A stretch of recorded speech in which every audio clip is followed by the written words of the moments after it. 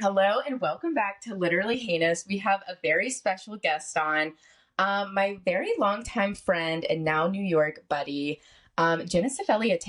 Oh my God. Welcome to Literally Heinous. Thank you, Lily. Welcome. I mean, Oh, wow. You're taking over my podcast. yes, no, that's what I'm here for. No, I'm so excited to be here. This has like been my dream for a while. So. Really? Mm-hmm. Okay, because you just followed me back on Instagram. All right. Well, I'm already being called out. So, No, it's totally fine. Genna Cifelli, her real last name is just Cifelli, but correct. Atera is sort of like a suffix. Mm-hmm. A Latin suffix. It's a Latin suffix. Yeah. Yeah, it comes from, so we went to middle school and high school together, and there was a chorus song that we did. Mm-hmm. What was the actual lyric? It was like Plenty Cifelli. Suceni. It was Plenty Suceni Atera. It's a nonsense, okay? But it sounded like Genna Cifelli Atera, and Zoe and I have exclusively called you Genna Cifelli Atera. Yeah. Listen, I've been called worse, so it's like totally fine. Well, thank you so much for coming on. Genna is from Atlanta, like me, and you recently moved to New York. I did. Well, I guess it's not that recent. You know what? It's coming up on a year. Oh my God. Yeah. Happy New York anniversary. Thank you. So you moved from, okay, let me give you a little background on Genna. So Genna you're kind of like breaking away from your like politics history. You went to GW. I did, yeah. Which is in Washington, D.C. And then you lived in D.C. for a while. Mm-hmm. For like 7 years? Yeah. 8 so years? 4 years in college and then after college? Yeah. Okay. Tough. So describe that situation to me. How was GW and then how was DC? Okay, well, GW is like if a school was full of narcs. Mm-hmm. And I say that lovingly, but it was like kind of the vibe of like, oh, I can't smoke weed because what if I am going to be in the State Department? I hate people like yes, so annoying. Wasn't really my vibe, but like, you know, I still like had a good time. Liked DC, wanted to go into politics. Mm-hmm. Realized really quickly that if you want to go into politics, I think you have something wrong with you. Yeah. It drains your soul. Agree. Yeah. So then I just was like, wanted to move to New York for so long, and I finally got the opportunity. Yeah. But all love to DC, but I will never be back there. What did you want to do in politics? I wanted to like make a difference. Yeah, make a difference. I know, and that's like so just like selfless of me, but it's like honestly, you're not really making a difference in most of the jobs.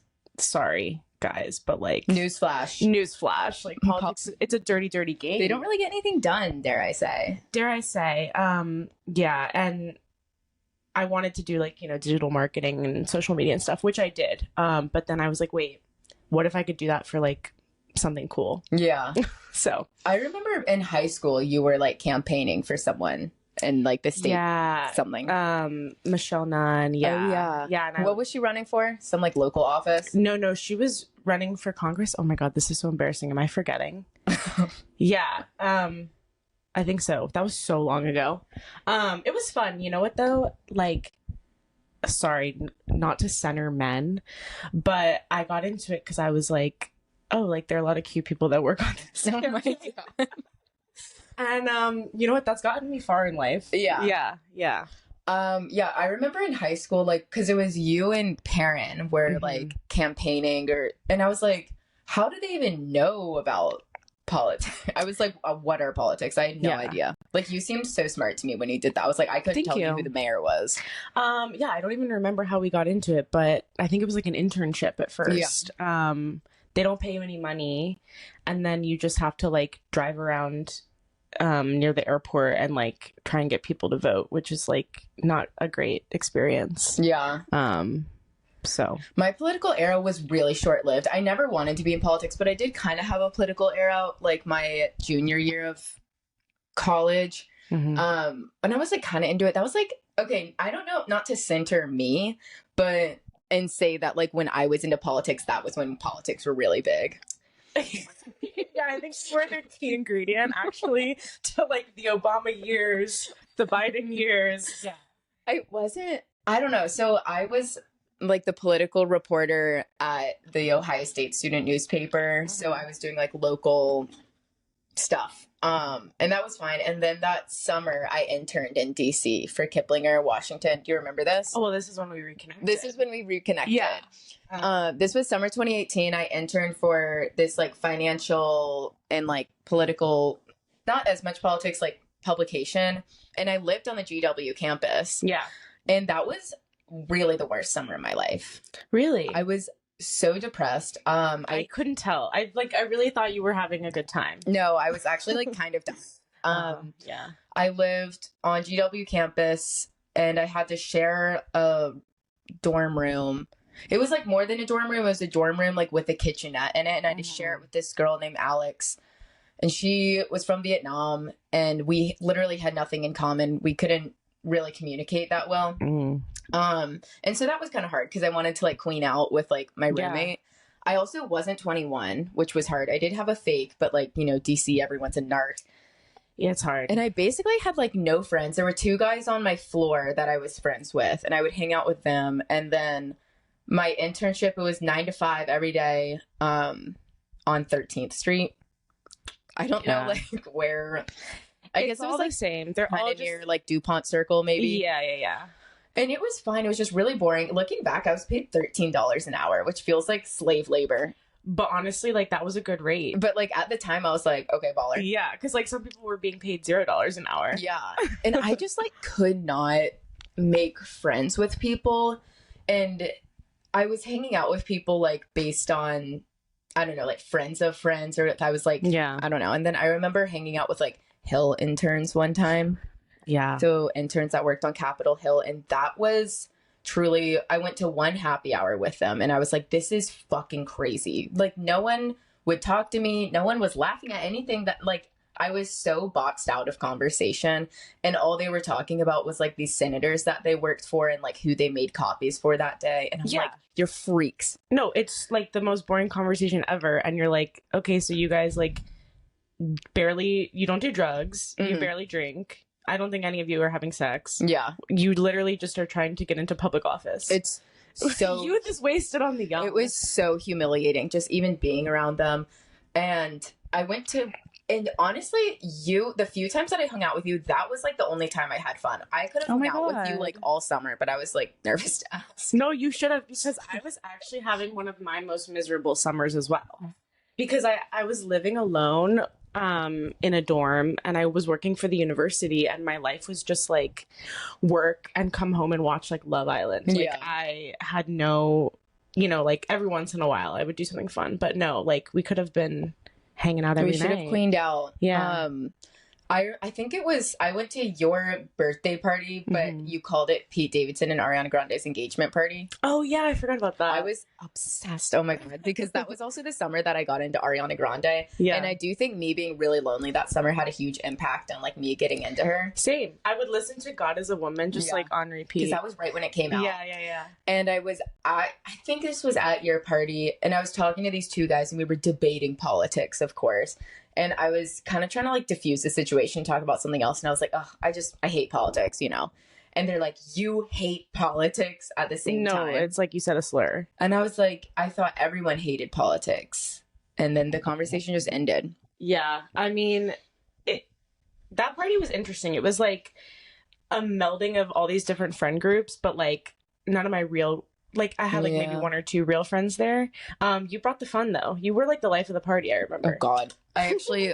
we can talk off camera about something diabolical that happened at your party. But that was a fun party. I was also, even though I had, like, no friends at summer, I was still managing to black out every weekend somehow. I don't know how I did that. That's the old me, you know? Like, yeah, same.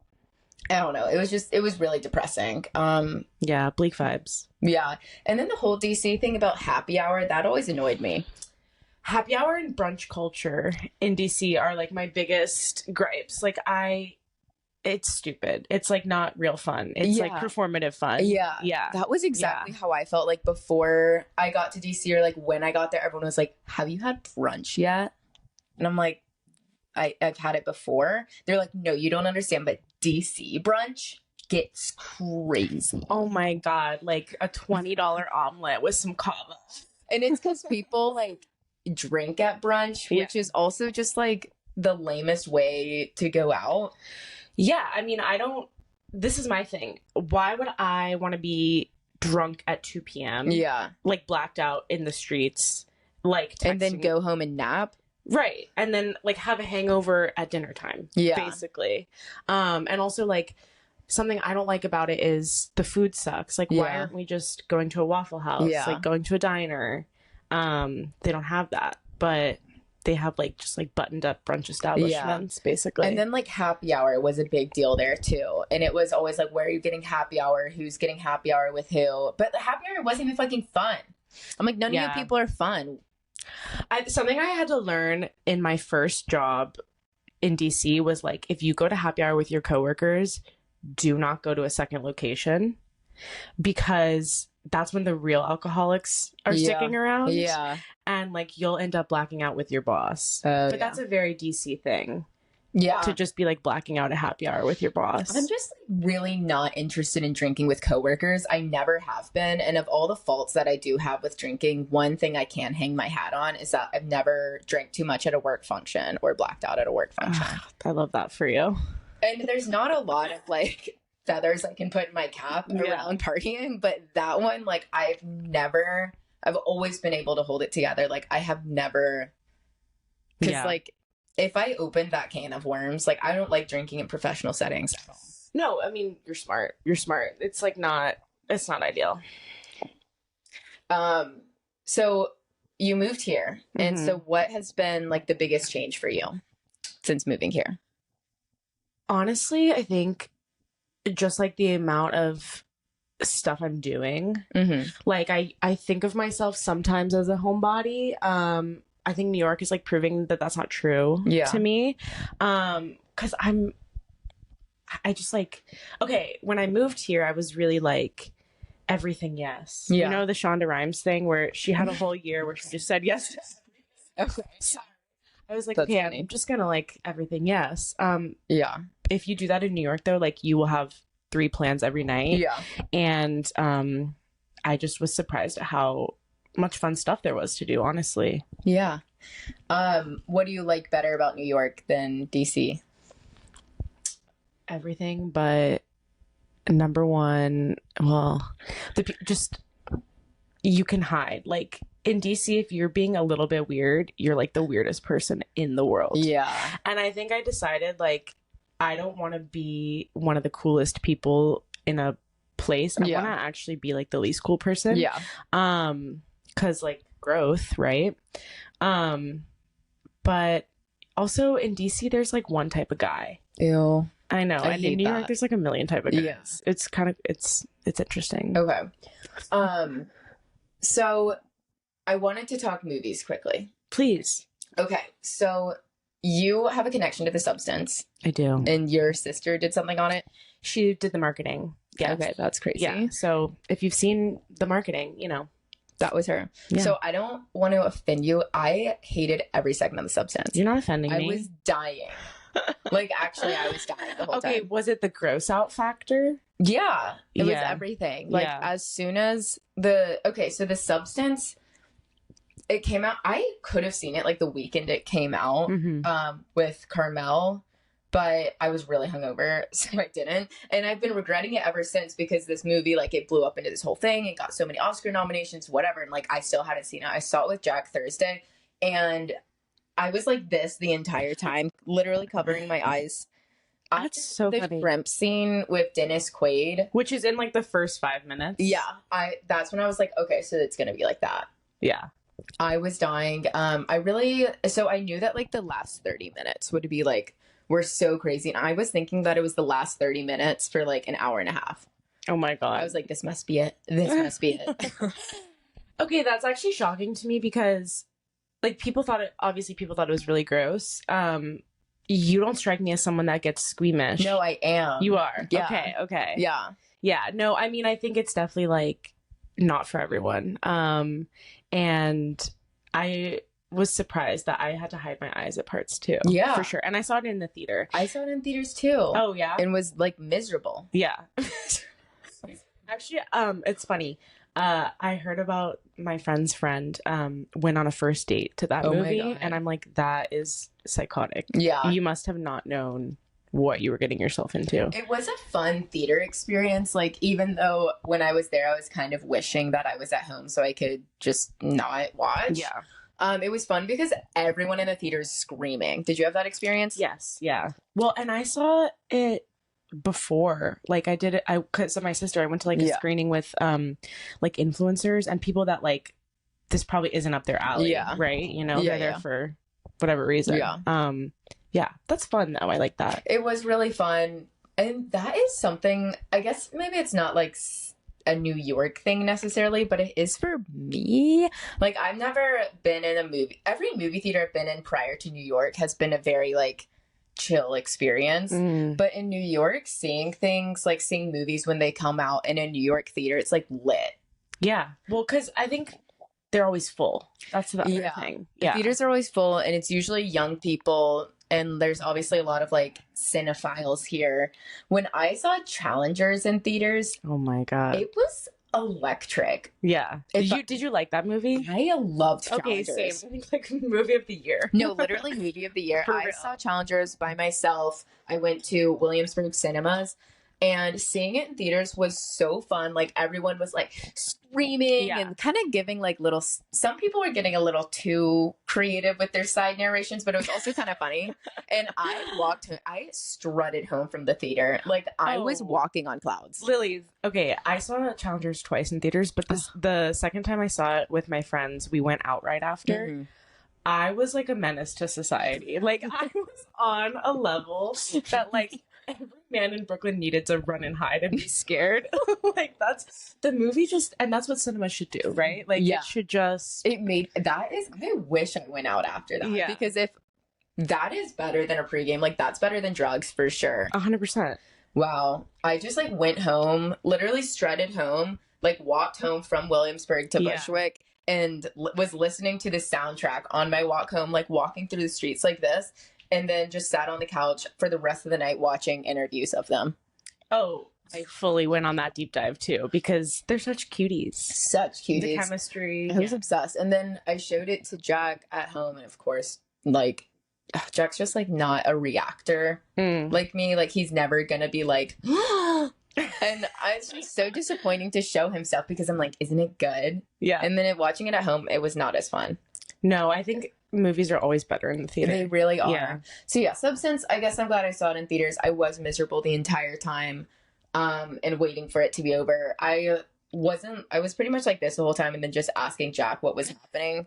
And it does go on. It really goes on so long. I kept thinking that it was going to be over and it never was over. Yeah. And then I started going on my phone. And sorry. Wow. I was on my phone for pretty much the last 45 minutes.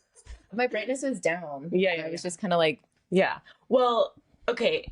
Even if you didn't like it, you got to admit to me more. Oh my God, of course. I mean, she was like so good. And I'm not going to say it was a bad movie. If it wins all the Oscars it's nominated for, I would be happy. Yeah, like, better than Amelia Perez. I want Demi Moore to win the Oscar. And I think that she was the perfect person to play it because...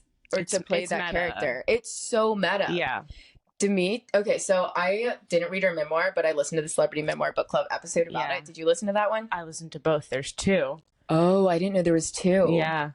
She's had a pretty tragic and fucked up life. One of the most fucked up, of any celebrity memoir, like, that I've read, Her mom, like, basically, what's the story? Her mom sold her.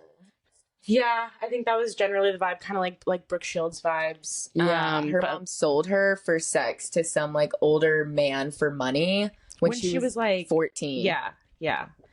I don't know how you get over those mommy issues, honestly. So, and she like still continues to have mommy issues. Her mom is like still alive, and to me, she's just always, it's like she's been beautiful like to a fault, and she's just like been through a lot, and then she's never gotten recognition too. Yeah, so I feel like that's another reason this is like wholesome. And she's always been in like kind of shitty movies, and had like shitty boyfriends like Ashton Kutcher. He was like 20 years younger than her, and like bullied her still, and it had to have been hard for her to do the role because the role, it requires her to be so ugly. But I will say, I saw so many people being like, oh my God, like, she looks so good. Her body is tea. Her body is tea, which it is. Like, it was tea. But I'm like, okay, well, like, I think you missed the point of the movie. Yeah. But she did, like, look amazing in the times when she wasn't, like, the monster. She looked amazing. And I was reading about it a little bit, but she was, like, their 5th choice. So I wonder, like, who else they wanted to play Elizabeth. Yeah, now that it's her, I can't picture anyone else. Yeah, it was the perfect casting. She did such a good job, and it's so nice that, like, after all these years, she's getting, like, critical acclaim. Yeah. So, of course, I want her to win the Oscar. And she did a great job. The movie was not for me. I get that. Who else do you want to win Oscars? Oh, my God. You know, if Timothy wins, I won't be mad about it. Because, like, I didn't love that movie, but I thought he was really good. I didn't really like A Complete Unknown. I was also waiting for it to be over the whole time, but I do want him to win because I know he worked hard and he'd be sad if he didn't. Aw, I wish they could all win.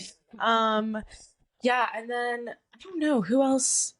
I just don't want Amelia Perez to win anything, and I've seen it. Like, I can say it, I haven't seen it. Yeah. For Best Picture, I don't really care who wins Best Picture. Yeah. For some reason, I don't know why. Best Actor, I do want Timothy to win just because he worked so hard. Yeah. And he gets really sad when he loses. And Adrian Brody, like, I don't know, the AI of it all. I don't know about it. I haven't seen Brutalist. Have you seen it? No, because it's so long. Like, I think I'm going to go see it next weekend, though. Okay. For real. Let me know. I will, actually. Okay. I will let you know. Yeah. And I've heard good things about it, of course. But I just, like, I have no allegiance to Adrian Brody. I don't really know who he is. And he's just, like, a weird-looking guy. He seems annoying. And I feel like, I'm just like, Timothy wants it more than he does. But Timothy also has so much time. No, I'm tired of that. But he's been nominated so much. He's worked on this for 5 years. Like, just give it to him. No, and I do think that Timothée Chalamet, like, is the actor of our generation. 100%. Like, no one is doing it like him. Austin Butler, you wish. Yeah. Jacob Elordi, you wish. Yeah. You know? I love my baby Timothy. Yeah. I would commit war crimes for him. Another thing about New York, though, is, like, every guy looks like Timothée Chalamet. Yeah. Like, the lookalike contest was like, this is a easy. There's going to be someone here that looks like him. The lookalike contest was crazy. And the fact that some of them went on SNL. Yeah. Yeah. Okay, but for supporting actor, I also want Jeremy Strong to win for The Apprentice, also because he worked really hard and he'd be sad if he lost. He is like so baby girl to me. You know, like he's just a little baby girl and he tries so hard. He tries so hard. He really and truly works so hard. I really did like The Apprentice. I probably would never see it again, but it did send me on like a multiple hour long deep dive online about Roy Cohn, the character that Jeremy Strong plays. Yeah. Fascinating. There's a whole documentary about him. I forget the name. It's so fascinating. Yeah, I really need to watch that. And then, so I think my favorite movie from this Oscar season has been A Real Pain. Okay, still haven't seen it. Don't be mad. No, it's fine. I really want to see it, and I love Kiernan. Yeah. I mean, who doesn't, right? He could win. Yeah, I know, but then Jeremy would lose, and Jeremy loses to Kieran all the time. I know, and like the last time it happened, I think it was the Golden Globes or for this season. Yeah. You could see the look on Jeremy's face. He was like kind of low-key devastated. So, yeah, because Kieran and Jeremy were in Succession together, of course, and like Kieran Culkin is a good actor. He only has one speed. But he just, he has like one speed and he's just himself all the time. But 100%. His self is amazing and he's so good in A Real Pain. It's definitely similar to Roman Roy. And I just like, I love the movie so much. I actually went to a screening of that. My friend invited me to it. So that was really fun to see there. And Jesse Eisenberg came out and like introduced the film. Oh, hell yeah. Which was really good. But yeah, so like, I just feel like Kieran didn't work as hard as Jeremy Strong. And also Kieran allegedly was going to drop out of the film 2 weeks before they started shooting. And Emma Stone convinced him to go back into it. I saw that. I love that they're still friends because they did, right? Yeah, they did. Yeah. And she produced that movie with Jesse. And I do feel like there's enough awards to go around. Why do we need to concentrate it with Kieran, you know? I just think Jeremy Strong worked so much harder. Yeah. Well, he really embodied Roy Cohn. And Roy Cohn, well, okay, spoilers. It's not spoiler for you because you know what happens. So he gets AIDS and like dies of AIDS, and two, the way that Jeremy like portrays that, like in the beginning, like a healthy man, and then to go from that to like someone that's dying of AIDS and like that gaunt look, and that's a lot of work, and you know that Jeremy Strong was putting in the work. Yeah, and it had layers to it too, because he's a fascinating figure. Like, he was closeted, and he was this like big, you know, Republican strategist, basically. Yeah. And you can like feel it in his performance. So I hope he wins. Yeah. So, and yeah, I don't know.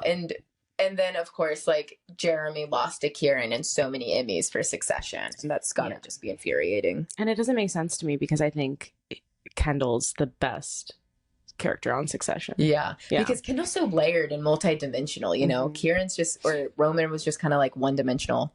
The Succession... It's a dick joke. Yeah, like... The Succession stands are gonna come for us. Sorry. So, okay, Actress Award. So, Jenna and I are both huge Ariana Grande fans. Easily. Do you want her to win Supporting Actress? Yeah, honestly, I mean, I think it would just be it would end an amazing run for her with this whole past year, with her album, with Wicked. Like, I want everything good for her. Yeah, me too. So I would totally, I would be cheering her on. I would definitely be cheering her on too. I just worry that like she's gonna lose acting steam, or that people are gonna like, I don't know, because I feel like there's a lot of curses around like first time nominees, first time winners.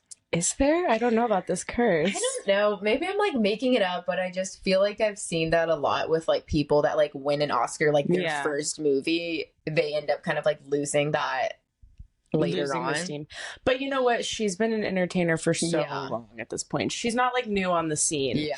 I do think that like she should lean into her acting era. Her comedic era. Like, she's so good, and if she just went back to making music, I think that would be sad. I am okay with her being full-time acting. Yeah. There's enough pop singers to keep me fed. 100%. I love an Ariana album. Eternal Sunshine, I will say, is my favorite album of hers. I thought it was a masterpiece, and I thought it was snubbed for Grammys, but maybe that's like a good push for her to keep the acting and I going. think that like the acting industry has given her a lot more like accolades than like the music industry. Yeah. Because she's always been snubbed at the Grammys, which I don't get. Like, why would you? Because everything she touches turns to gold. Like, if people know that Ariana is like showing up at a red carpet or going to an award show, everyone tunes in. Like, her SNL was like the highest watched. Yeah. No, it was silly. I mean, I think the Grammys, like, it was just a lot of competition this year. It was a lot. You know? Yeah.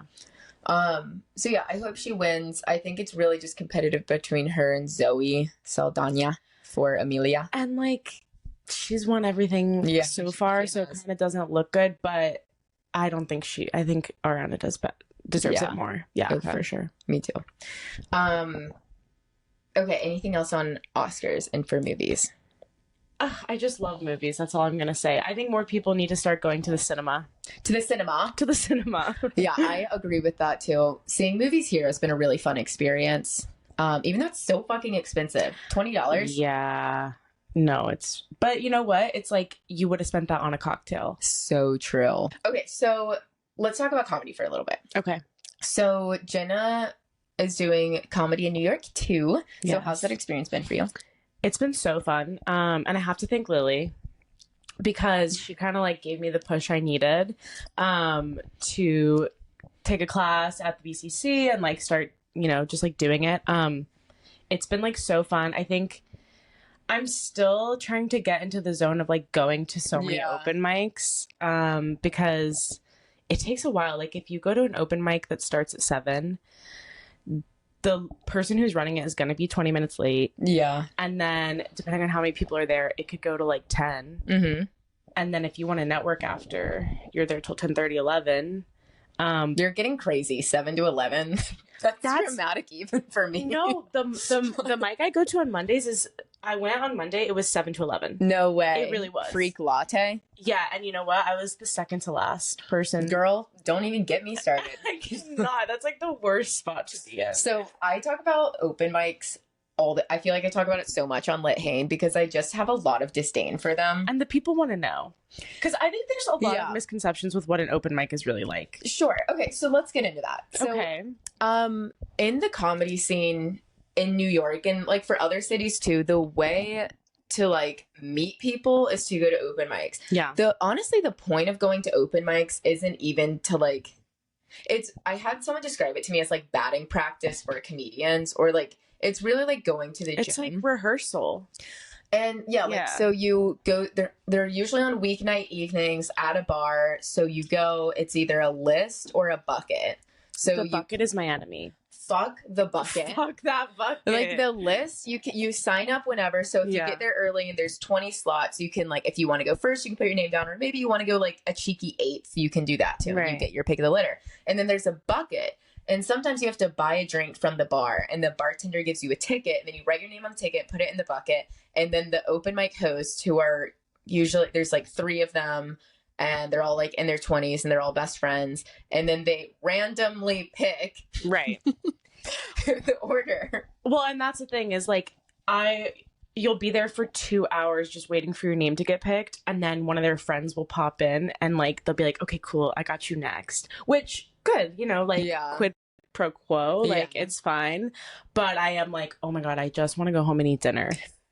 Like every mic, the last 2 mics that I've done have been bucket, and somehow for both of them I'm dead last, which I think is really interesting. And this happens, and it's just, I also like, I don't hate the game, you know, like I don't hate the players, I don't hate the game. Like if I hosted an open mic and like my friends were nice enough to come to my open mic, I would give them like good spots. Or if I recognized names, I'd put them higher up. But if it was like some nobody, I'm like, I don't know this person. They probably just wandered off the streets. Right. So you get rewarded with mics the more that you go to, because the more you go to, you start recognizing people, and then you like kind of start to make friends. And that's why I compare it to the gym, where it's like, if you are going to the gym consistently, like 4 times a week, you get into a routine, and then going to the gym isn't like this daunting thing anymore. The second you like stop going to mics and you take like a couple weeks off, it's so hard to get back into them. Well, and that's what I was dealing with because of the holidays. Like I just going to say because of the Holocaust. Not going there. She's an ally. Like the holidays, I took like almost 2 months, maybe a month and a half off, and it's like, it's kind of, you know what it is, like the gym of like, the hardest part is putting your shoes on. The hardest part is getting to the open mic and being like, okay, I'm going up, you know?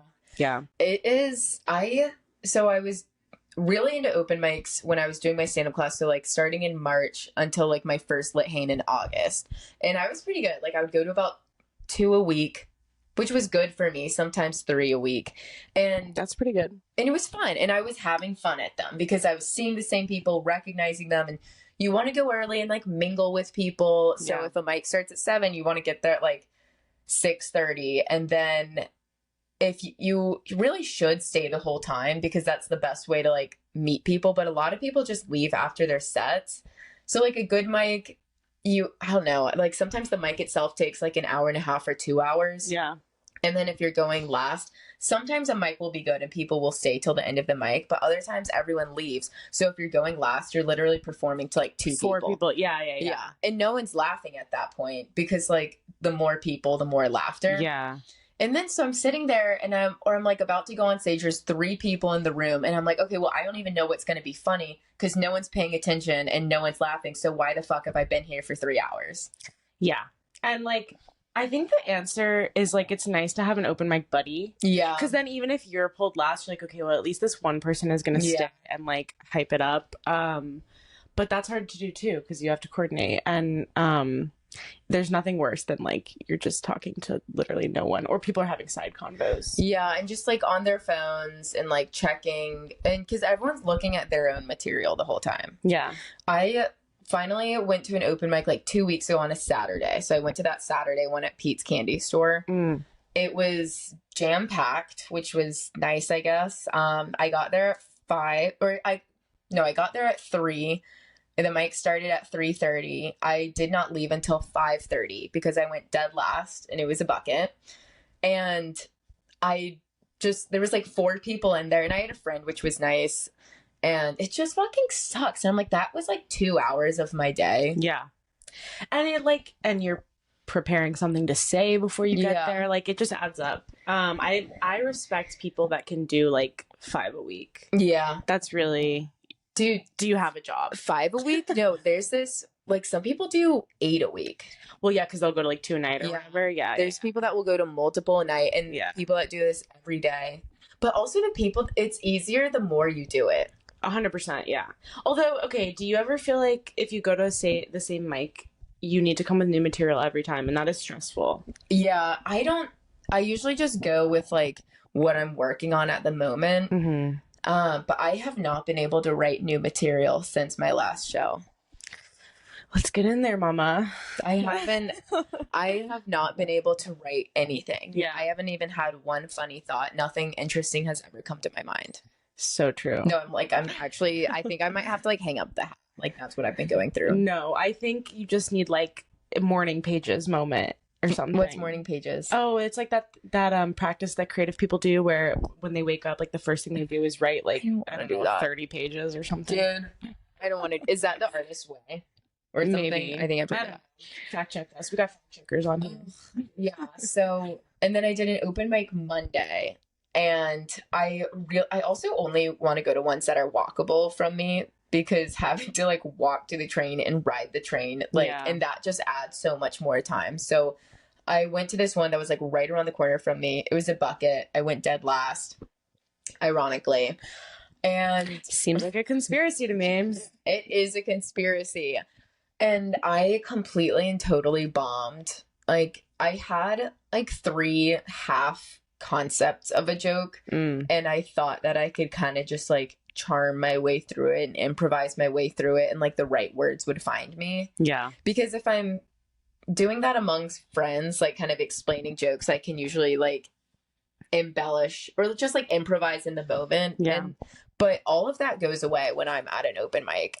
Well, you get up there and, like, you can't really see anything sometimes. Like, the light is so bright, and everything, I black out. Yeah. So the words never find me in that situation. The words don't find me. Yeah. And so I would start them, all of them. I started and then stopped and then went off a minute early. And, like, that's the worst when you're just like, there's no light yet, but, like, I'm feeling defeated, so goodbye. The hosts were like, you still have a minute. And I was like, it's fine. Because also I was going last, and I'm like, I'm the only person. Like, these people are so nice because they've stayed. Yeah. You know, like, let me make it quick. And I'm like, you know what? Fuck this. And then I went home and cried. No. Yes. No. I cry after open mic sometimes. No. Okay. Actually, what Sarah Hennessy told me, my teacher for my class, is, like, it's good to listen back to the recording if you're recording it, because you always get more laughs than you think you do. I do record, but I never listen back because I'm so scared. I have to sit on it for a little bit. I can't face that. I avoid it. Yeah. The other night I forgot to record, and I really wanted to know, like, I wanted to know where the laughs were. And I think this was a compliment, but it also felt like an insult. I did, like, a kind of a weird set that was all focused on one concept, and people laughed, but I got off stage and the host was like, you got to give it up. That's a form of comedy you just don't see very often. Whoa. Wait, what? Are you saying, like, it's bad? Like, it's because it was a little bit dad jokey. I was like, you're basically calling me old and outdated. Wow. Yeah. For an open mic host to say that is crazy, because they see everything. I know. I really felt called out, but you know what? You live and you learn. I need to hear those. But yeah, so that's the comedy scene, right? And it's, like, I haven't seen any of the friends that I've made in comedy. Like, I went to a show recently and saw one of literally Heinous alumni, Richie Raymond. And I love him so much. He does big things. He does do big things. And I saw him at the show, and he was like, girl, where have you been? Like, because I haven't... Derogatory? Yeah, like, derogatory. Like, because I haven't been to open mics. And he's like, I haven't seen you in forever. I'm like, oh my God. You know what? It's been cold, you know? I don't have anything to even say. I'm not funny anymore. I just don't believe that's true. I think it is. You're funny in conversation. But I don't know. I'm scared I'm never going to write anything good ever again. So this is kind of what I've been going through. So sorry to bring down the vibe. No, it's okay. I get it. I think, are you having lots of quiet time in the shower? I don't know. That's when the jokes flow, like, right? Like, that's when the thoughts maybe come. It's because I haven't. Okay, I wasn't planning on talking about this, but we can. Okay. Maybe it's because I haven't been like drinking and going out. Oh, you're one of those, like, I must experience things. I honestly think, but I get it. Maybe. So I did dry January, and then I'm still kind of doing it right now. I'm 5 weeks sober. Not that I'm like actually sober. Do you want to chip for my health? So I'm gonna, because I've always been like, I wonder what would happen if like I just stopped drinking. Like, would I be like, what if I was unstoppable? You know? And I actually feel worse. Yeah. Yeah. Like, it's not that I feel worse. I don't really feel any different. If anything, I'm significantly less creative and inspired. And I don't know if it's like because of, it's obviously not because of alcohol, but I think it's just because I've been kind of a hermit lately. Yeah. I mean, it's like, it's been a brutal January. I think it's like wise for you to have been a hermit during that time. Like, nothing really was, I was out there in these streets and nothing really great was happening. So I think like maybe it's just a weather thing. Yeah. I think I get a lot of inspo for my jokes when I'm just like talking to my friends and like hearing them share stories, and I haven't really like been kikiing. Let's kiki. I know, let's kiki. Let's kiki. Next week I'm breaking my sobriety on Valentine's Day. Oh, really? Yeah. So then it'll be 6 weeks. I felt like 6 weeks was like a nice clean number. Yeah. Do you have in mind like what you want to drink? Yes. Jack and I love this one restaurant in Williamsburg called Oregano. It's on Berry Street. It's this really good Italian place. It's not like a New York capital G good restaurant. I'm over that. Yeah. I'm not a foodie. No, I mean, I would consider myself like I'm a foodie-ish. I don't like that word. I know. But I'm over the like, we have to go to this place. I just was like on a TikTok. Yeah. I just yes, I like to eat good food, but I also love to like discover a place and look forward to going back there. So this Italian place, it's tiny, but it's so good, and they have a really good like habanero tequila mango drink that I just love. So Valentine's Day, I'll be back on my bullshit. I love that for you and Jack. Yeah, I'm not a foodie. I do have a friend that when she lived in New York for 2 years, she never repeated a restaurant. Okay, but that's how, what about like in her neighborhood? She would repeat like bodegas or like immediate kind of stuff, like takeout like that, but restaurants, never. That's a lot. Isn't that insane? Yeah. I actually don't like the dinner culture in New York. Okay. Like, okay, my friends will want to like go out, have a night out, and they'll want to go to like a nice restaurant. And I like a nice restaurant every once in a while, but I'm like, I don't know, we could be going to like a local hole in the wall, like something like, I don't know, Oregano. I'm not trying to like shit on them, but like something chill. Like that nasty place you mentioned. Yeah, like not, it doesn't have to be on New York Times top 100 restaurants of the year list, because then you're paying $200 before you even get to the club. Yeah. You know, and I don't need every meal to be a freaking chef inspired, like, you could spend your whole life savings just going to dinner in New York. I never bought into that whole thing when I moved here, and like I had people be like, yeah, if you're trying to get anywhere like on a weekend, good fucking luck without reservations. That's just not true. You can walk into a lot of places. It's so not true, especially if you can sit at the bar. I was like nervous about that when oh my god, before I moved to New York, I had so many like misconceptions, and I made it sound so much harder than it actually is. And because people would say that to me, and now living here, I'm like, I don't think like that at all. You can walk in places anywhere. I think people hype up New York to be so much more difficult than it is. That's so maybe true. That's coming from a place of privilege, or like also Atlanta's not really a city, but it is more of a city than some people are used to. So it's a city? What are you talking about? I mean, like, it's technically a city. No, it's a city. No, it's not like a walkable city. Okay, not a walkable city. So like it is just a little, I wouldn't like categorize it in a place that's like similar to New York or DC. No, not at all. New York has been definitely easier than I thought. So much easier. I used to think I'd be like bumbling around carrying a bunch of bags, like balancing stuff on my head. That has not happened. I do carry a lot of bags sometimes. Really? Well, because I don't have good public transportation. So like if I'm out for the day, I'm out for the day. God, that sucks. Yeah. I'm kind of far from the G. And that's my only line. Damn. So when I'm out, I'm out. Yeah. Yeah. Okay, so I want to talk about our shared high school experience because it was an extremely, I never really talk about high school that much. I don't know about you. No, because it's hard. It's like, if you know, you know. Yeah. Yeah. I really don't talk about Galloway that much because like, I have so much to say, but it's almost like too much to say that I just kind of keep it to myself. I totally get that. Yeah. It's like, where the hell do I begin? Jack is so like, he knows like everyone. It's like I have dad lore, like the concept of like how dads will just like randomly drop like the craziest thing you've ever heard. Like I will just like randomly say a story or like mention something to Jack and he's like, what the fuck school did you go to? Yeah. Like the homeless excursion, like just please tell that story. Okay. So we had this thing called excursion, which was like you could do a specialized topic. You would focus on that area of study for like 2 weeks, 1 week. I don't know what it was. And so everyone like you ranked it almost like it was a college class and you got into whichever one they could put you in. So you're with only these students and your teacher lead for that amount of time. And the one we did, the one I signed up for, who knows why, was called homelessness.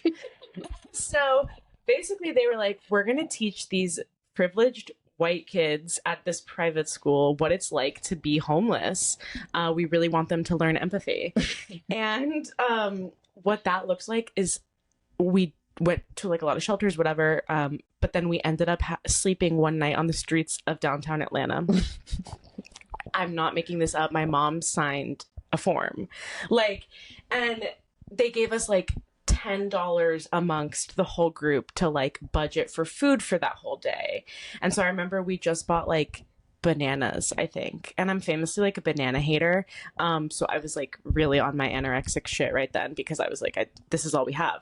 And we went to the streets, but then there was like a hurricane warning or like a tornado watch or something. Like there was a severe weather event and we were in sleeping bags on the ground in downtown Atlanta. Where in Atlanta? Okay, I don't remember the exact place, but it turned out, this is the crazy thing.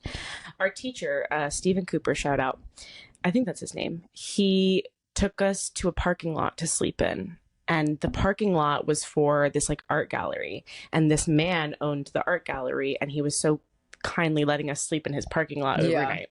He came out, he tells this whole story, very beautiful, moving story. And then he's like, and that led me to my partner, Stephen Cooper, and like puts his arm around our teacher. So this was his full-time partner, which amazing, but like it was the reveal of the century. Yeah. Because we just thought this was some random guy letting us sleep in his art studio, and like it was fully his partner, and that's how we got the hookup. That is insane. Yeah. So very interesting. We ended up sleeping on the bus because the weather was too extreme. Jeez. So it wasn't really the true homeless experience, but so problematic. It's so crazy to me that like Galloway, like imagine being an actual homeless person and you stumble upon like all these white kids in a sleeping bag. I'm picturing like by Turner Field. Yes. And just being like, oh, sorry, we're experiencing homelessness. Right. Like we know. Oh my God. And I remember too, like some kid in the group was like going through, because we were like walking around the camps where homeless people were staying, and like someone was like going through their stuff, like just so disrespectful, but kind of what do you expect when you're taking a bunch of 14-year-olds like to that environment? I think that Galloway could be canceled in this day and age. Yeah, because it's such a like Obama era luxury of like all of the like, I don't even know how to describe it. It was a different time. I think it was just like, like Obama era liberalism. You're so right. Yeah. Like Modern Family. Yes. That whole thing. But it was so... Yeah, and now excursions, they're like Spain and Paris. I know, what the hell? I was telling you a few years ago, I was like, yeah, oh my God, my brother's excursion is in fucking Paris. And Genna was like, yeah, I was homeless. I would have loved to go to Paris. I would have totally picked that one. And it's like, how much time and budget do they dedicate to these things? I honestly have no idea. Yeah, it's phenomenal. My excursion, okay, so there's backstory to this. So my freshman year of high school at Galloway, I was categorically, debilitatingly in love with John Gavinelli. First and last name. I have to say his full name. Like, yeah. Of course. Yeah. He's also one of those people that he only is a full name. He's a full name. He's not a John. It's like John Galliano, you know? Yeah. Okay. So he was a junior and I was a freshman. I was obsessed with him. I honestly, like, it was crazy. And we had one class together and it was like Miss Temple's web design. Like, okay, another like weird as fuck Galloway class. Like, we had all these tech classes. Yeah.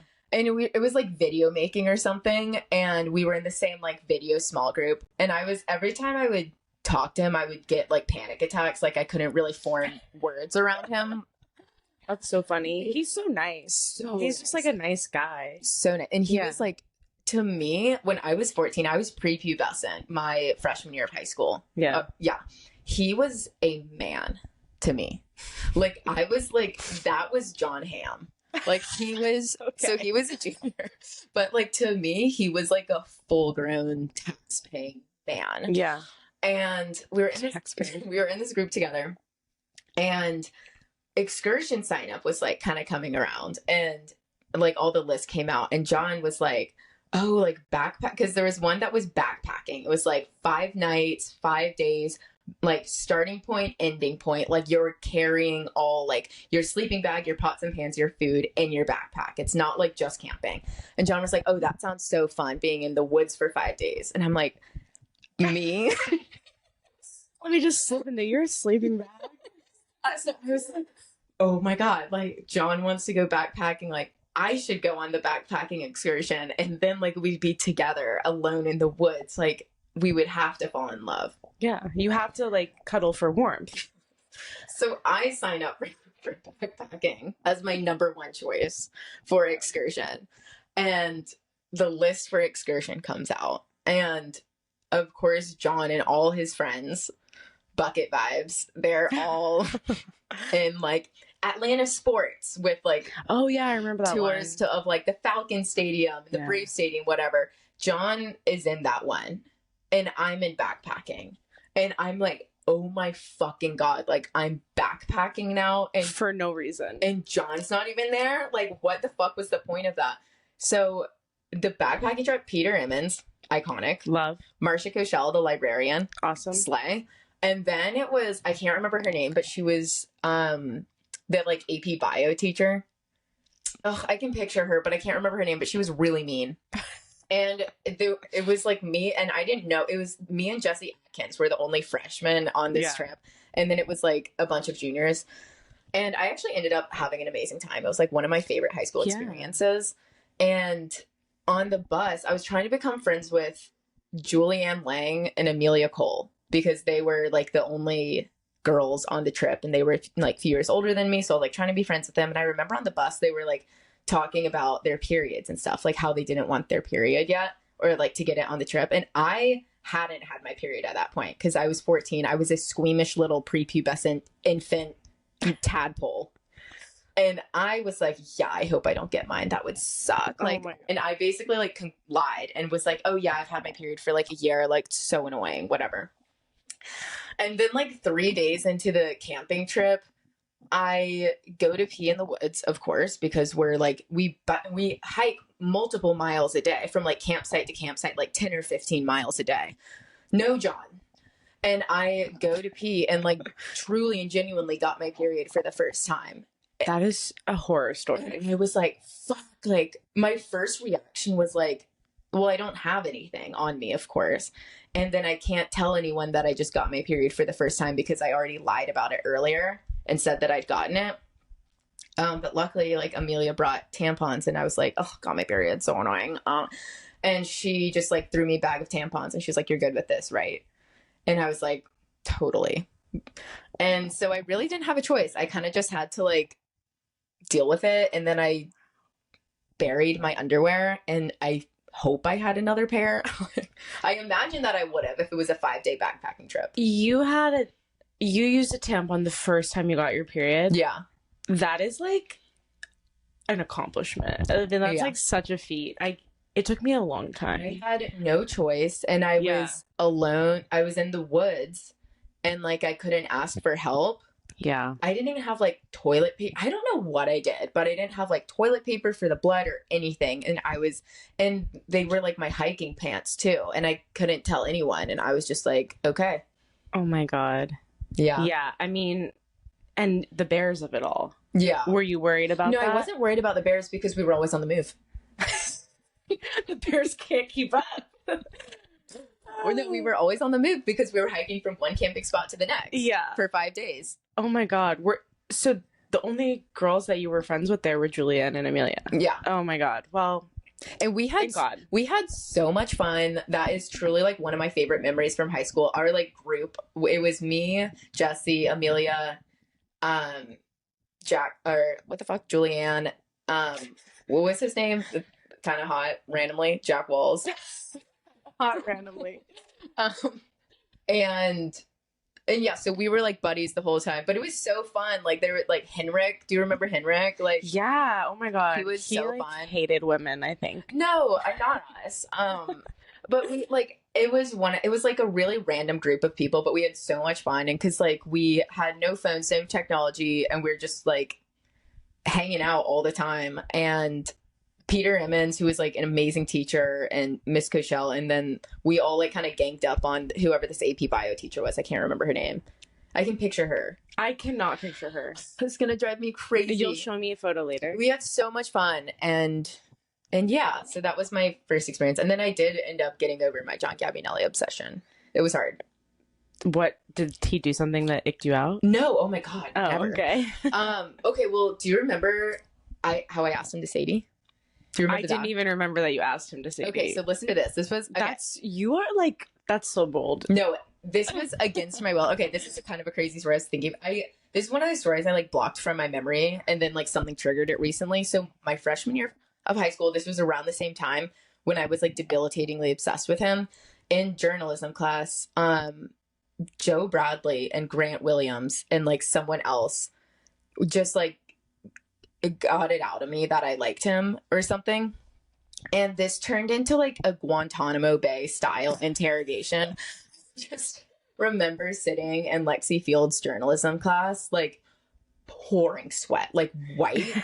And like I felt so trapped in the moment. And looking back, I'm like, why didn't I just like get up and walk away? But I remembered I felt like I was being held at gunpoint. And they were like, who do you like? Who do you like? You know, and they started like narrowing everyone down and like got it out of me. And they were like, Lily, you need to ask John to Sadie right now. Stop. Because that was when like Sadie Hawkins stuff was happening. And I was like, oh my God, are you crazy? Like I barely even talked to him, whatever. They were like, no, he right now, like let's look up his schedule and see what class he's in. And you're going to do it right now. You were a freshman. Yeah, I was a freshman. Oh my God. And I'm like crying at this point. I'm like, no, please don't. And they're like, well, if you don't ask him right now, we're going to go into physics and tell him. And why I believed them, I don't know. No, because they would. They would. They would. Humiliated. Like, I felt like I was in a war room. I might as well have been, like, waterboarded. And they were, like, I remember they started walking there. And they were like, here we go. Like, we're going right now. Like, you better follow us because if you don't, then we're going to go in there and, like, say that you like him. And I'm, like, chasing after them, like, crying. I'm like, please don't go in there. Please don't go in there. And then they, like, forced me. I don't know why I didn't just, like, not entertain them. Yeah. Well, you felt like you were getting held at gunpoint. I was literally held at gunpoint. I was waterboarded. Like, I was getting, I don't know. It was terrible. And then I asked him. And then he was so nice about it. And, like, then I couldn't even, like, look him in the eyes until Sadie. Wait, he said yes. Yeah, he said yes. Okay, I didn't know. He said yes. He might have been dating someone at that point. No, he said yes. And I was, like, nauseous and, like, almost threw up afterwards. And then it, like, kind of spiraled into this whole thing. And actually, it really didn't spiral into anything. But, like, I remember afterwards, someone was like, well, you know that, like, he and Maddie Phelps are like kind of a thing. And I was like, and Maddie, she was like this senior and she was so beautiful and so cool and so smart. And I was like, oh my God, how could I be so foolish, like ever thinking? You know what though? It's kind of weird, but you have to shoot your shot when you're a freshman with upperclassmen because that's like your time. Like you're new on the scene. Yeah. Like you have this like period where you can really shoot your shot. I feel like without like any baggage, and I'm proud of you. No, I was glad. I remember being glad I did it afterwards, even though I didn't want to do it, and I definitely could have gotten out of it. Yeah, but I was too scared. I don't know what was going through my head. You know, not every place. Like I've talked to friends, they don't have Sadie Hawkins dances everywhere. Oh, really? And I think it is like a specific type of public humiliation. Yeah. You know? It really was public humiliation. I just remember freshman year at Galloway just being so scared all the time. Like everything was scary to me. Really? Yeah. Did you feel like that? I mean, I definitely felt like I was going to get hazed. I did get some Mean Girl stuff. Really? My first. Yeah. Do you know about this? No, from who? Oh my God. Okay.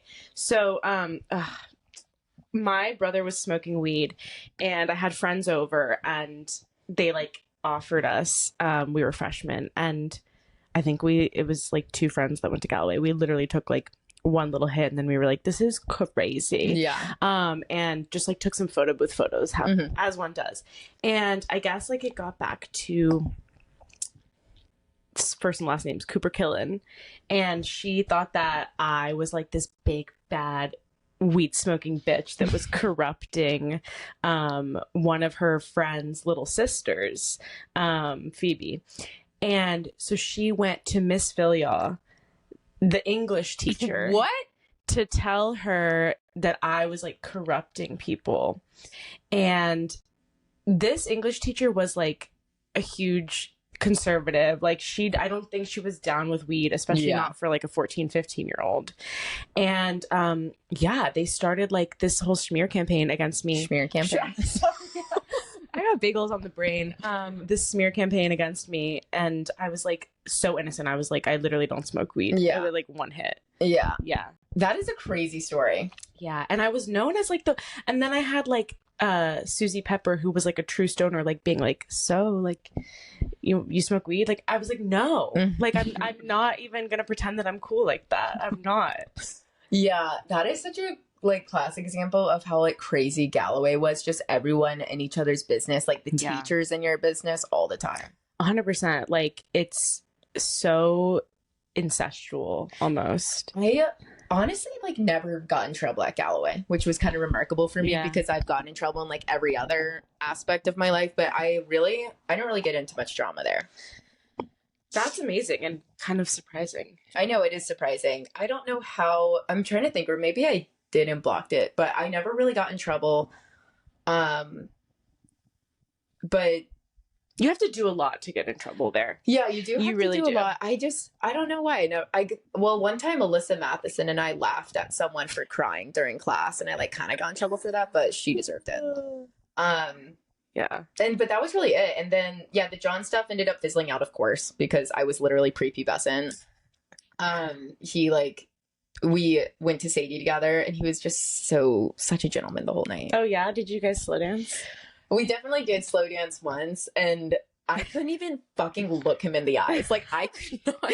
Your palms were sweating. Like I couldn't, because we also like went to, you'd like go to dinner before dances. I think we went to like Fellini's, pizza place, and then John had to leave the dinner early because he was on student association to go set up. And then like I saw him at the dance. We like definitely danced one. Oh my God, I literally want to cry thinking about like how scared I was. I remember at one point he like scuffed my cowboy boot. Oh yeah, that was the year that it was Western themed. It was Western themed. Yeah. And he was like, oh sorry, I scuffed your boot. And I'm like, oh my God. And then that was it. And that was honestly really truly it. And then I like wanted to bury and kill myself for the rest of the year. And then that was it. And it's fine. And I think it's like a great story. And I think like it just shows that you can do anything. You can go to a dance with John Gabbianelli. I could. I was living my dream. And then I got over him. And then Alyssa and I were obsessed with Carson Wallen for a while. Oh, interesting. But that was like never meet your heroes,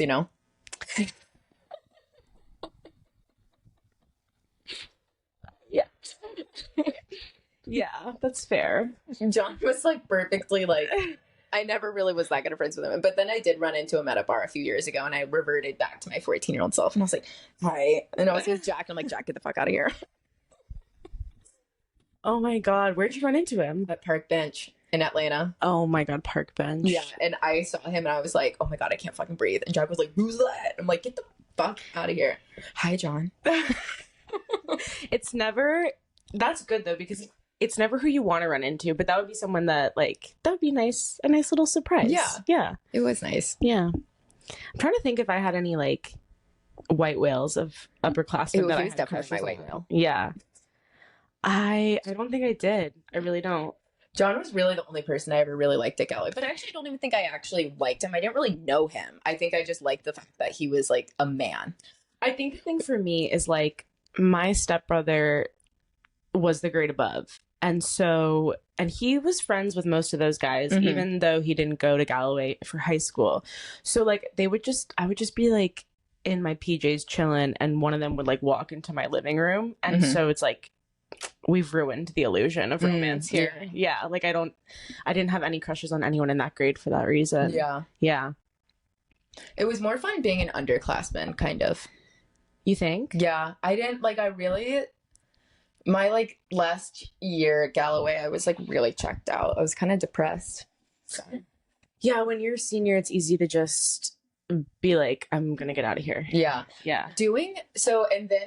Yeah, I also never really dated anyone at Galloway. I kind of like dated more like Jewish people that like went to other schools, because then he goes to another school. that was literally me. Galloway was too fucking small. Like there was no one I liked there. Yeah. And then once John started like actually dating Maddie, I was like, okay, I'll kill myself now. And yeah, and then like sophomore year, I like dated this guy for like 2 months, and it took me like a year and a half to get over him. And someone at Galloway? No. Oh, okay. Why? Because I thought you did date someone at Galloway, but no, it was he went to another school. And then when we broke up and I was like actually depressed and wanted to kill myself, that's when I did Honk, the musical. And it like kind of brought me out of a depressive episode. How has that effect on people? You can't be sad when you're doing like chicken box. No. Yeah. The music, like doing theater at Galloway was so much fun. I mean, it was kind of like our origin story. Yeah. Yeah. Because we didn't really know. I knew you through Amanda, but yeah, we did so many fun shows. And what was that music number that you were in with Lawrence about like being ugly? Oh, warts and all? Warts and all, yes. Warts and all. That's a banger to this day. That was a banger. Honk was such a fun show. Urinetown was not fun for me. Really? Yeah. Oh my God, like I had the time of my life. I don't know why. I had a lot of fun during Honk. Honk was fun for me. And I also am just such a Julianne Lang stan, and like she was the lead that year. She was in Taco Bell commercial? Yeah. Holy shit. I just like love Julianne Lang, and she actually saved my life during college one time, because for my college improv team, we were hosting like our comedy festival, and like the week before one of our professional teams dropped out, and she and her improv team in Chicago drove down to perform at my show. Oh my God. Yeah. That's amazing. Yeah, she's such a nice person, and she's so funny. I loved her. And then Urinetown, I don't know. I didn't really like my ensemble group I was with. Oh, because I was a cop. And so I was like ACAB back then. Oh my God, yeah, ACAB.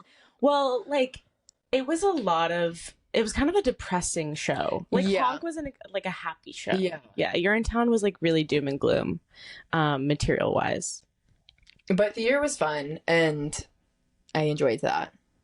Yeah, did you do it senior year? No. Senior year I did a play. I did the winter play. And that was that? Oh my God. This is it was called Ash Girl, and it was like Cinderella, but like I don't know. It was Cinderella, but like a dark Cinderella with like the 7 deadly sins were like characters in it. Interesting. Kind of like okay. It was fun. I think I was the only senior that did it, which I actually didn't really like, because I'm not a leader, believe it or not.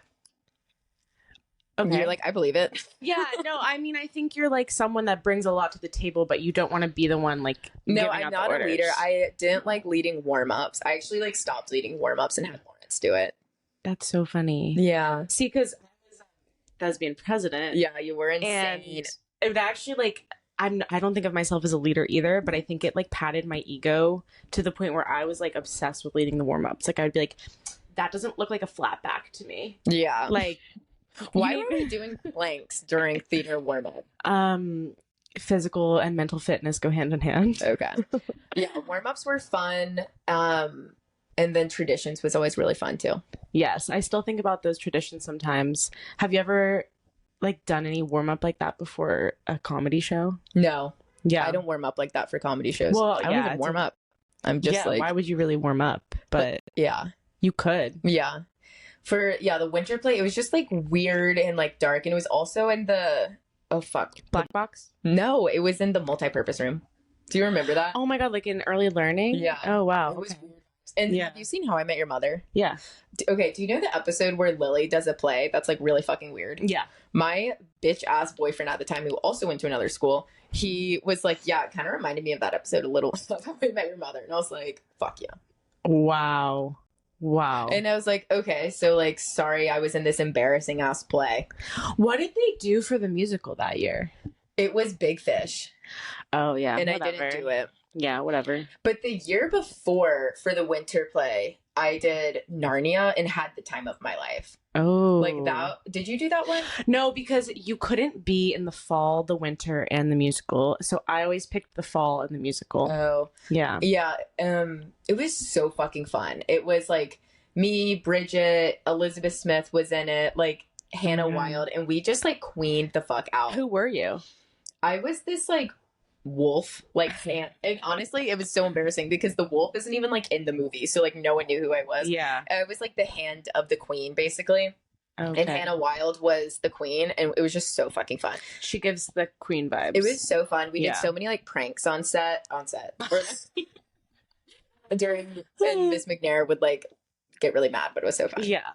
I think the thing about theater is like it was such like, because it was Galloway, so many people did it. Yeah. It wasn't like a nerd thing to do. And it was also a way to like make friends outside of your grade. Yeah. And like the tea was always piping hot. I don't know if you guys did theater sleepover for that show, but no, we never did theater sleepovers. You never had a theater sleepover? No. Oh, I know people that lost their virginities at theater sleepover. That is crazy because like everyone was gay.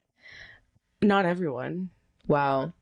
Yeah, I never did a theater sleepover. Actually, I think we did for like Narnia, but nothing crazy happened.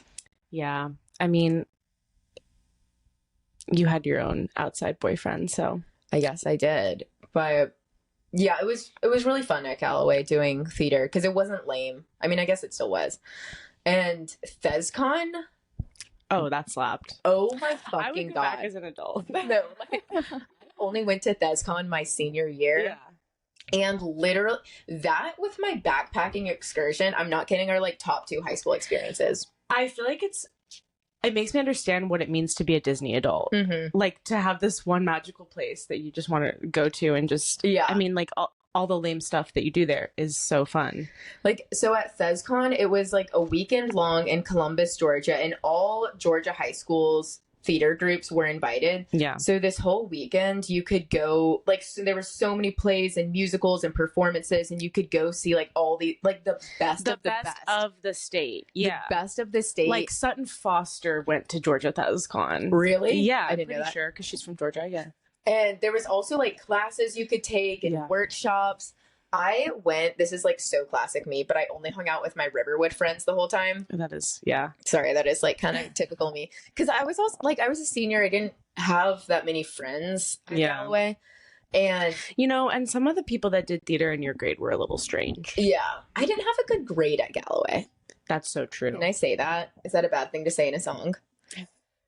So I mostly hung out with my Riverwood friends. And I remember I did a swing dancing class, and it was so fun because you get partnered up like boy, girl, and they'd like throw you around. Yeah. And then we saw Buford High School did Jekyll and Hyde. I saw that. Wait, no. I saw someone else do Jekyll and Hyde, but Buford High School is known for being amazing. Buford High School is the best. And I'm not kidding. It was literally a sexual awakening. Like me and like 3 of my Riverwood friends watched this one guy who played Jekyll and Hyde, spoiler alert. And it was literally a sexual awakening. He was so hot. Our jaws were agape the entire time. It was the best performance I've ever seen in my life to this day. Well, that's the thing is people are like, oh, like celebrities are so hot, but then they don't bring that energy for theater kids. But that's what celebrities are. Like all the hot men the hot men of challengers, those are theater kids. Yeah. And nothing hits like a man who's cute and has talent. Oh my God. And that's, oh my God, not to bring everything back to Ariana Grande, but like, I understand. Oh, I totally get why she's into him. Yeah. Ethan Slater, 100%. He's hot. I'll say it. Yeah. No, I wouldn't go that far, personally, but I get it. I get because when you're in like a theater environment and it's really enclosed and there's like one straight guy, he's automatically the hottest guy you've ever seen in your life. Yeah. And you have a small window sometimes before that guy figures out that he's gay. Yeah. So you have to like seize the moment. I totally, like, people don't understand theater goggles. Yeah. And I don't want to like name names at the Galloway Productions, but there were a few guys who, like, if you saw them walking on the street, you might not bat an eyelash. Yeah. But if you're in a production with them and there's maybe 2 straight guys in the entire cast, that's the hottest guy you've ever seen in your life. And suddenly you're like feeling things in down there while they're doing the massage circle. No. Like, but it also, I think it's just like you're with these people 24/7. Like you're with them so much because you have a rehearsal on a Saturday. It was like 10 to 3. Yeah. It was crazy. So that's your social life. Yeah. Like you'd have rehearsal every day after school and then on Saturdays and then sometimes Sundays leading up to it. Yeah. And yeah, so with Ariana Grande and like Wicked and Ethan Slater, like imagine being there for a year and a half. Well, okay, the only thing is that, like, his wife I didn't know this till recently. Yeah. She was living there, too. I know. So that's a little... But, yeah, I do think, you know, also having someone in the same industry as you, you know, that could be attractive. Yeah. Oh, my God. Should we do a play in New York? Yes. I can't. Should we, like, pitch a show to the BCC main stage? Yeah. I would love to be in another show and another ensemble. We got to collab soon. Okay. Any other stories? Is there anything else you want to share? You've been so insightful today. Oh my God. No, I feel like I really spoke my truth. But like, invite me back. Okay? You are always welcome back on Literally Heinous. Thank you so much for all your stories and your insight. Yeah. Thanks for having me. Bye.